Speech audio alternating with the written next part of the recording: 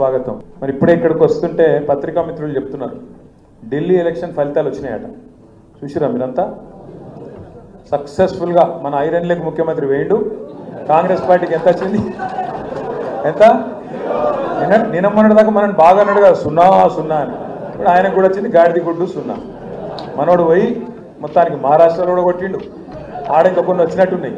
ఇక ఢిల్లీకి పోతే మాత్రం నాశనం అయిపోయింది. ఇప్పుడు అడుగు నాశనం అయింది, ఆడ ఖతమే అయిపోయింది. ఇప్పుడు 0.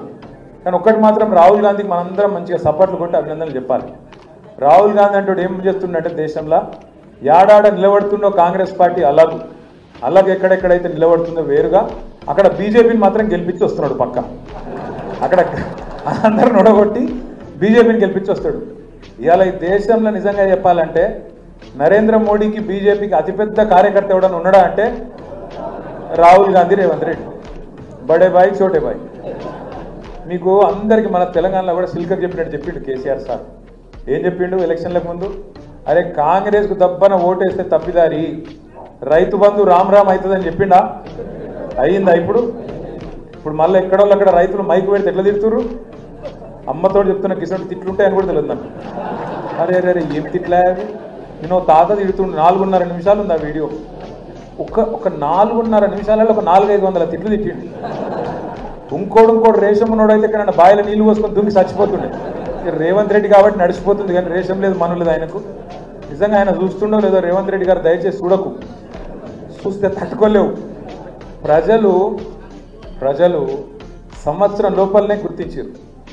వికారాబాద్లో మీరు ఇవాళ ఏ ఊరికన్నా పోండి, ఏ ఊరికన్నా మీ ఇష్టం.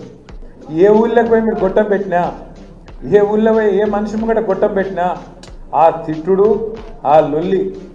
నమస్తే అక్కడ పెద్దలు కేసీఆర్ గారు ఎప్పుడు చెప్తుంటారు, ఏ సంస్థలనైనా ఏ పార్టీలనైనా 2 రకాల వ్యక్తులు ఉంటారు. ఒకటి పోరాటవాదులు, అంటే ఫలితం ఎట్లున్నా, ఎవరు అవతల ఎంత శక్తివంతుడున్నా, మా సబితక్క లెక్క మనం మీరు చూసింటారు మహేశ్వరంలో కాంగ్రెస్ వాళ్ళు అవమానిస్తే ఆడబిడ్డను లేదా అవతలోడు అధికారంలో ఉన్నాడు అని ఆలోచించలేదు.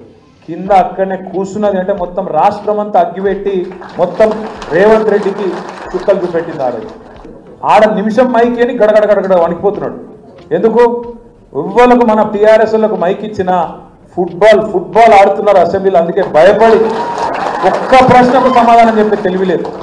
ఒక్క ప్రశ్నకు సమాధానం చెప్పే తెలివిలేదు. వీళ్ళే కదా చెప్పింది, మనం ఏమైనా అడిగినామా?